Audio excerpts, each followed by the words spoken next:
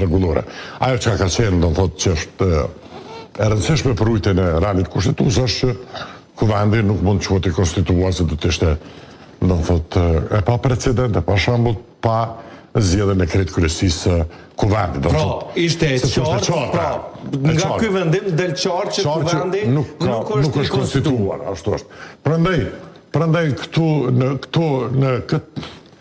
në këtë kuptim do të thotë nuk ka devim substancial, mbetet se gjykata çdo kur e ndron standardin, ne duhet me po flasni që merrem intensivisht me çështjet profesion në aspektin akademik, ne duhet ta shohim se gjykata duhet të ketë një arsye të caktuar.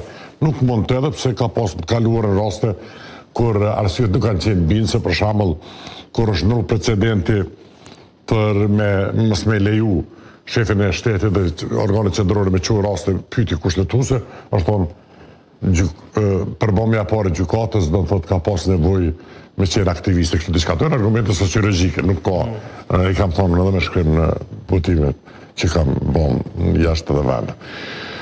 Në këtë kuptim, vendimi ka qenë i pritur, do të thotë tash mbetet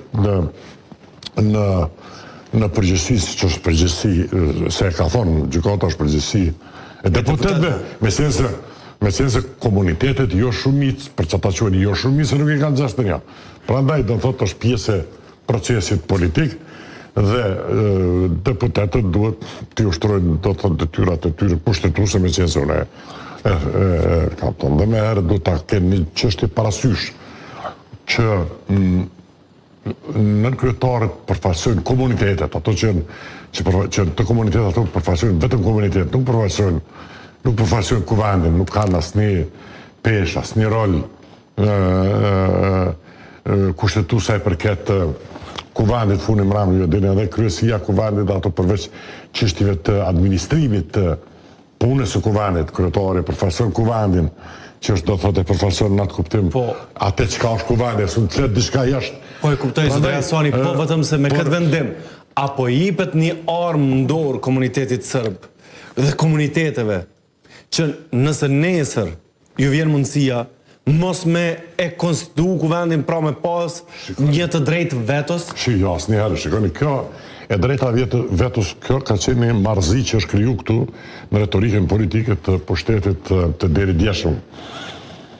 Shikoni pse është ajo marrëzi.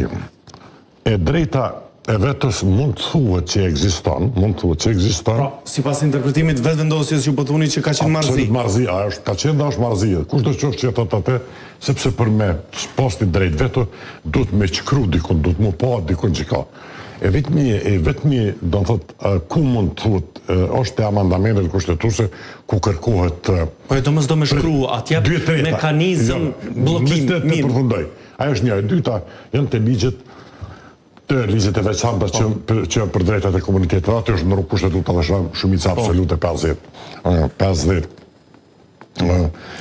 Plus një dhe nuk ka tjetër. Kjo është e qartë si lote. E dyta, jo dini ushtria e Kosovës është formuar me ligje.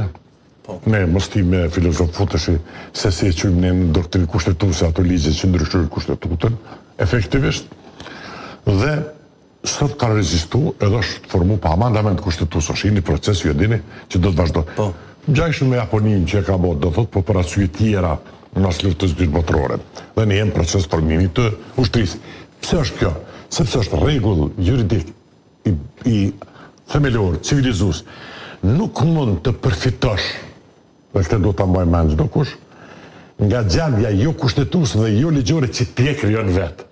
As sërb lokal, as shqiptarët, as kërkush, nuk mund ta krijoj gjendjen jo kushtetuese dhe të thonë, pastaj unë kam drejta absolute këtë që po thuhet veto. Çështja ka shkuar në gjykatë kushtetuese për po të njëjtat arsye që është zvarrit kuvendi konstituimit për Deuzet dhe Malbasha. Dhe unë besoj deputet, unë po të isha po flas deputet i kuvendit Kosovës, se ata do të dinë se ky kuvend është të kompromitu vetën shumë, të dinë. Çdo kujt, se cila parti. Pse? Po, do të mos me zjerë, se shiko, fajtori gjithmonë ka renditje, ka sikur aksione që ke. Partia më madhe pastaj shkojnë shkojnë tjetë. Qështë e gjetën zidhen për Demal